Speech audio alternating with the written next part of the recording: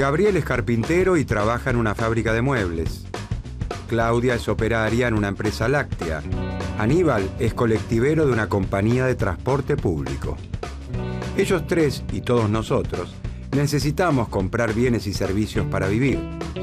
La silla y la mesa, la leche, el queso y la manteca, la aguja y el hilo, un viaje en colectivo, una consulta al médico. Para adquirir esos bienes, Gabriel, Claudia, Aníbal y todos los integrantes del cuerpo social trabajan. Como trabajadores, se encargarán de producir los mismos bienes y servicios que después compran. Claudia consume los lácteos que muchas veces embala. Aníbal toma un colectivo de la misma compañía para ir y volver a su casa. Gabriel engalanó su comedor diario con un juego de mesas y sillas de la fábrica que lo emplea.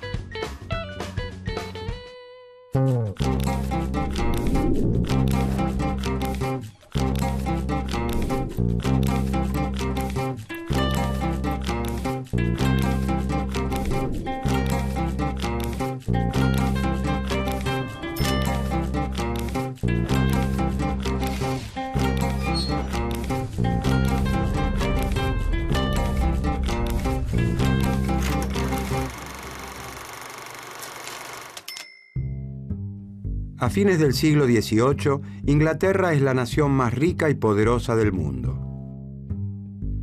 La revolución industrial, que comienza por aquel entonces, encuentra allí su epicentro. La industria inglesa avanza a pasos agigantados. En Francia, las actividades industriales muestran un desarrollo industrial más lento y acotado. En el campo germinan las primeras innovaciones técnicas. La incorporación de nuevos implementos de labranza aumenta la producción. Las vaquitas reinan en toda la campiña y abonan la idea de que solo el campo hará rica a toda la sociedad. La sociedad francesa se divide en clases. La clase terrateniente, los dueños de la tierra, está integrada por el clero, la nobleza y el rey. Los comerciantes y artesanos conforman parte de lo que se ha dado en llamar el tercer estado. Los artesanos se organizan en gremios. Los gremios de artesanos son asociaciones formadas por los maestros, oficiales y aprendices de un mismo oficio que regulan la actividad, la formación y el aprendizaje de sus asociados y hasta fijan el precio de sus productos. Finalmente, los agricultores trabajan una tierra que no les pertenece y por eso deben pagar la renta a los terratenientes.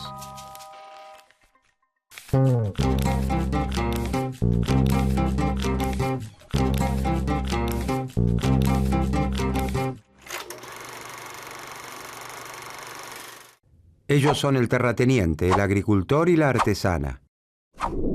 El terrateniente es dueño de un título de nobleza y de una gran extensión de tierra en las afueras de París.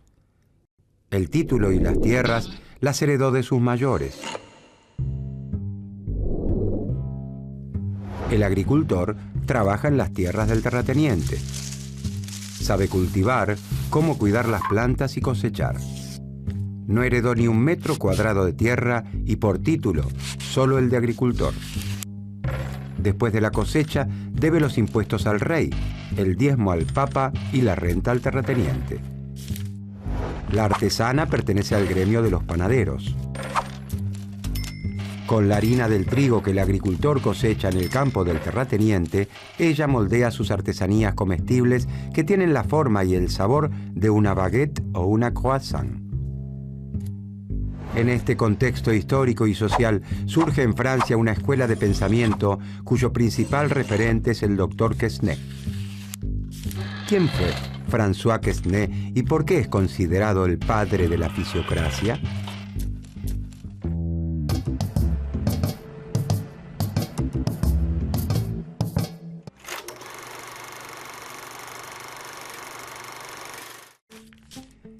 El doctor François Quesnay es un médico cirujano que vive por aquellos días en París. Sus estudios sobre la circulación de la sangre lo llevan a interpretar el funcionamiento de otro cuerpo, el cuerpo social. Quesnay fue secretario general de la Academia de Cirugía y primer médico del rey. También recibió un gran reconocimiento cuando publicó su tratado médico sobre la sangría. Contribuye a la enciclopedia con 2 artículos, Agricultores y cereales, aunque su obra más importante es el Tableau économique, cuadro en el sentido pictórico económico, publicado en 1758. Para Quesnay, las mismas leyes que rigen la naturaleza son las que gobiernan la economía. A través de su estudio sobre la circulación de la sangre, intenta explicar entonces las relaciones económicas entre las distintas clases del cuerpo social. Así como en el cuerpo humano, los pulmones oxigenan la sangre, los riñones la filtran y el corazón la impulsa a todo el cuerpo, en el cuerpo social, la sangre que relaciona cada una de las clases es la compra y venta de mercancías. Influenciado por sus conocimientos médicos y por los principios de la Ilustración, que pregona que la razón humana descifraría las verdades básicas del mundo, Quesnay aborda la economía a partir de las ciencias naturales, la biología y la medicina.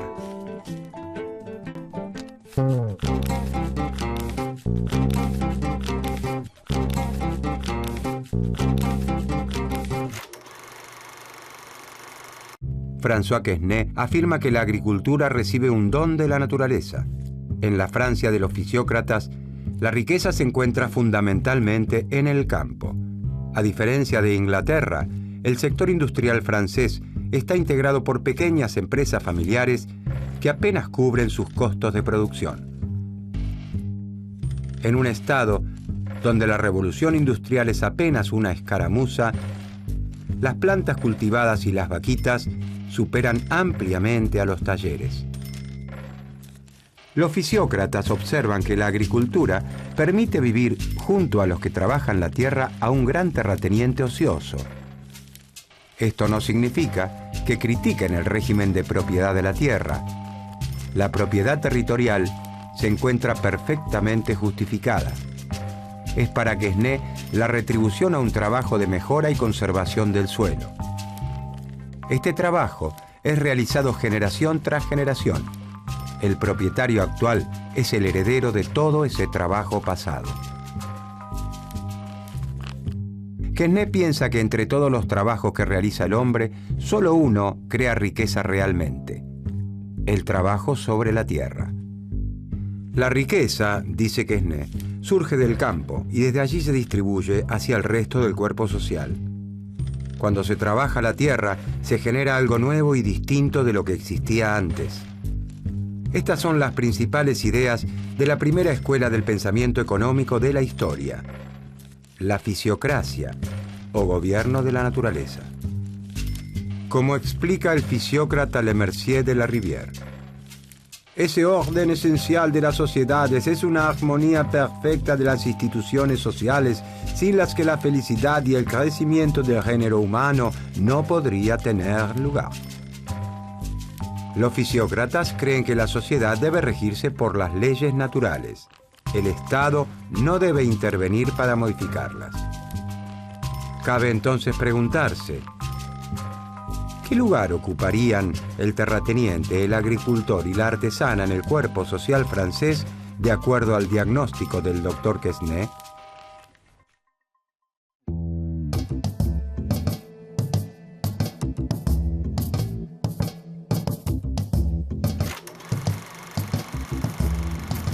El agricultor pertenece, de acuerdo a Quesnay, a la clase productiva. Los agricultores son los que le ponen el cuerpo a la actividad agrícola. Ponerle el cuerpo significa literalmente eso: comprar las semillas, cargarlas, llevarlas hasta el campo, sembrarlas, cosecharlas, vender la cosecha. Con el resultado de esa venta comprará el pan que fabrica la artesana. El excedente de todos sus gastos, los que realiza para producir y para vivir, constituye la renta que debe pagar al terrateniente. Esa renta es la riqueza que genera el agricultor, que es la riqueza que genera la sociedad. Para los fisiócratas, la agricultura es la única actividad que genera riqueza. La artesana integra la llamada por Quesnay clase estéril. Para los fisiócratas, los artesanos y comerciantes no producen riqueza. La sociedad no es más rica luego de que los productos de la naturaleza son transformados o trasladados. Estéril no significa inútil. La artesana transforma la harina de trigo en una masa con la que fabrica sus delicias. Es muy bueno que se dedique a producir pan para que todos los franceses puedan disfrutarlo en sus mesas. Pero su actividad no hace que la sociedad sea más rica. El terrateniente no produce bienes agrícolas ni productos elaborados. Vive de la renta que el agricultor le paga por trabajar sus tierras, es decir, vive de rentas. Los fisiócratas observan que la producción agropecuaria genera una riqueza tal que, después de cubrir todos los costos, le permite al propietario de la tierra recibir un ingreso sin haberle puesto el cuerpo a la producción. Según el pensamiento fisiócrata, al existir una única fuente de riqueza, la tierra, el terrateniente, como propietario, debería pagar el único impuesto que es lícito cobrar, el impuesto a la renta de la tierra. El Estado, dicen, debe eliminar todo aquel engorroso sistema heredado de la Edad Media que hace que la recaudación de impuestos sea difícil y costosa.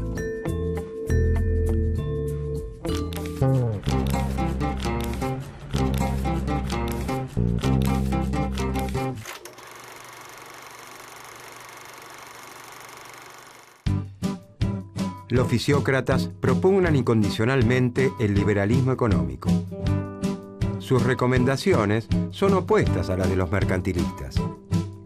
Los mercantilistas creen que es necesario intervenir en la economía para que las grandes compañías nacionales obtengan abultadas ganancias del comercio exterior.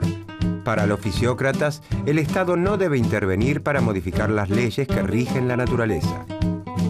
El orden natural es todo lo que beneficia a la agricultura. Por eso, sostienen que debe despojarse al campo francés de todas las trabas y regulaciones del Estado. De esta manera, se aumentaría la producción agraria y crecería la riqueza. Proponen la perfecta libertad para que la actividad agropecuaria se incremente lo máximo posible. Rechazan el proteccionismo y exigen que se libere el comercio para que el campo pueda colocar sus productos en el extranjero. ¿De dónde salían todas estas ideas? ¿Quiénes eran los fisiócratas? ¿Qué personalidades llegaron a ser sus mayores referentes? ¿Dónde se reunían?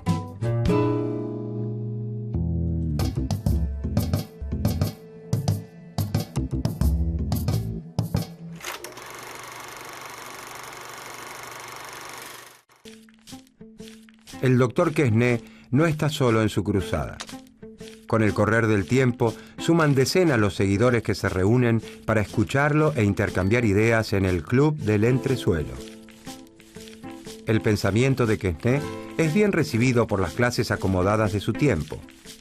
El cuadro económico conoce inmediatamente un gran éxito ante el rey, la corte y los discípulos de Quesnay. Los discípulos de Quesnay siguen las enseñanzas del maestro con gran fidelidad. Tal es así que la sociedad francesa lo llama la secta de los economistas. Uno de los principales discípulos de Quesnay es Henri-Robert Jacques Turgot, quien tiene una mayor influencia política que su maestro.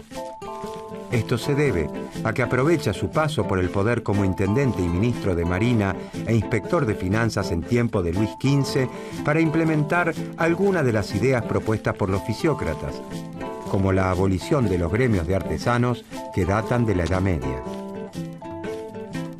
Turgot es también el autor de una frase que se convertiría en el estandarte del liberalismo económico. Laissez-faire, laissez-passer. Dejar hacer, dejar pasar. Dejar hacer libremente sin proteccionismo, dejar pasar los productos, dejar comerciar.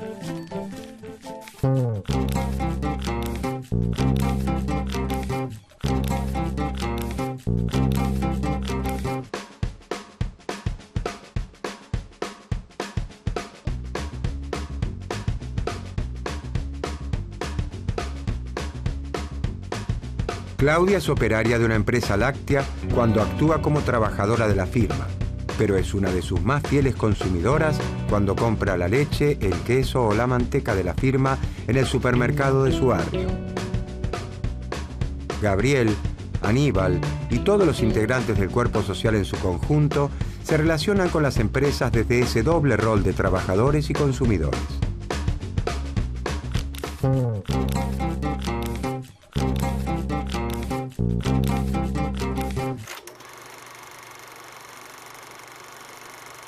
Uno de los principales aportes de los fisiócratas al pensamiento económico es el considerar a la economía como un todo, como un sistema. Mientras los mercantilistas analizan fenómenos particulares, como cuestiones monetarias, comerciales o impositivas, los fisiócratas aportan una visión de conjunto de la economía. El cuadro económico muestra de forma gráfica los intercambios que se realizan entre las distintas clases sociales. Estos intercambios tienen en la versión original la forma de un zigzag, por eso también se lo ha conocido con este nombre.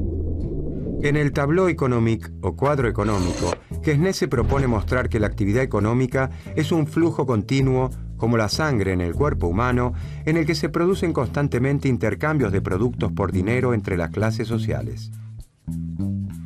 Según el cuadro económico, la clase propietaria representada por el terrateniente recibe un dinero del agricultor en concepto de alquiler de sus tierras, la renta, y no hace más que gastarlo completamente. De acuerdo a la teoría de los fisiócratas, la clase estéril, la artesana, gasta todo su ingreso en su subsistencia y en transformar los productos que recibe del campo, del agricultor, sin agregarle valor en el proceso. El agricultor, representante de la clase productiva, aún después de sus gastos y de los costos para su próxima cosecha, genera un excedente, una renta, que se la debe al terrateniente por utilizar sus tierras para cultivar, ya que él no tiene tierras. Por eso los fisiócratas sostienen que la actividad agrícola es la única que genera riqueza. En un año, por ejemplo, el agricultor produce trigo por 500 pesos. De estos 500 pesos, debe utilizar 200 para pagar los jornales de sus peones, las semillas que necesita para volver a plantar el ciclo que viene y su ganancia. Es decir, que el agricultor, la clase productiva, gasta 200 pesos en sí misma. De los 300 pesos que le quedan, el agricultor gasta 100 pesos en la clase estéril para adquirir bienes y servicios, zapatos, galletas o panes. Son bienes manufacturados que se elaboran a partir de la riqueza de la tierra, pero que el sector agrícola no produce. Después que el agricultor gastó 200 pesos en sí mismo y 100 pesos en la clase estéril, le quedaron 200 pesos. Es decir, al descontar todos los gastos necesarios para poder vivir y volver a producir, le resta un remanente. Estos 200 pesos constituyen el producto neto, la riqueza generada por la actividad agrícola. Esa riqueza es la renta que el agricultor debe pagarle a la clase propietaria, al terrateniente. El terrateniente gasta los 200 pesos que recibe en partes iguales en las otras dos clases. 100 pesos en el pan que elabora la artesana y 100 pesos en el agricultor para abastecerse de tomates, verduras y otro tipo de alimentos. De esta manera, la clase terrateniente gasta todo lo que recibe y al hacerlo, distribuye la riqueza en todo el cuerpo social, como la sangre en el cuerpo. En nuestro ejemplo, la clase estéril, la artesana, ha recibido 200 pesos, 100 pesos del terrateniente y 100 pesos del agricultor. De acuerdo a los fisiócratas, la artesana no genera riqueza, sus ventas son iguales a sus costos. Todo lo que recibe por la venta de sus productos debe gastarlo para vivir y adquirir materias primas. Gasta todo en el agricultor, ya que tanto el trigo que necesita para elaborar el pan como el resto de los alimentos que consume provienen de la tierra. En cambio, todos los gastos en la producción agrícola generan riqueza. Cuanto más gaste el agricultor en sí mismo, mayor será la riqueza generada. En nuestro ejemplo, gastó 200 pesos en sí mismo. Y se generó una riqueza social de 200 pesos.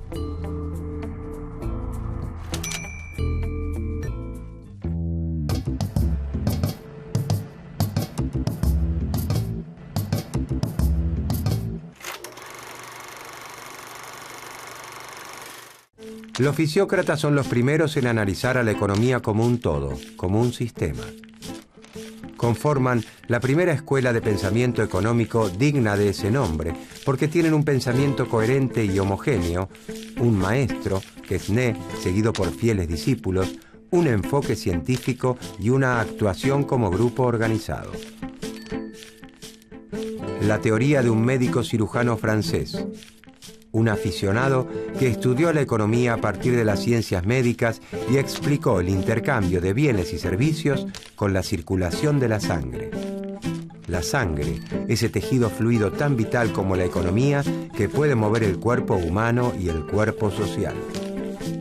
Sus ideas podrían entonces resumirse. La etimología de la palabra fisiocracia significa el gobierno del orden natural o gobierno de la naturaleza. La naturaleza le regala un don a la agricultura. La agricultura es la única actividad que produce riqueza. La riqueza surge del campo y de allí se distribuye a toda la sociedad. El impuesto sobre la tierra es el único que debería cobrar el Estado, ya que es de allí de donde proviene la riqueza. El Estado no debe intervenir sobre unas leyes que rigen la naturaleza. Laissez-faire, laissez-passer. La influencia de la escuela fisiócrata alcanza su punto culmine en la década de 1760. Para entonces, el número de discípulos de Quesnay se ha multiplicado. Con el correr de las décadas, el desarrollo de la industria en Francia cobra un gran impulso y comienza a tornarse una verdadera revolución. A los fisiócratas les resulta cada vez más difícil afirmar que las actividades industriales no generan riqueza. El desarrollo de las manufacturas y el fuerte crecimiento en la producción que se genera por la división del trabajo muestran que los mayores incrementos en la productividad se dan en realidad en las actividades industriales y que la riqueza está conformada por todo tipo de bienes. Quesnay y sus discípulos dejan una estela que nunca se extinguirá en el universo del pensamiento económico.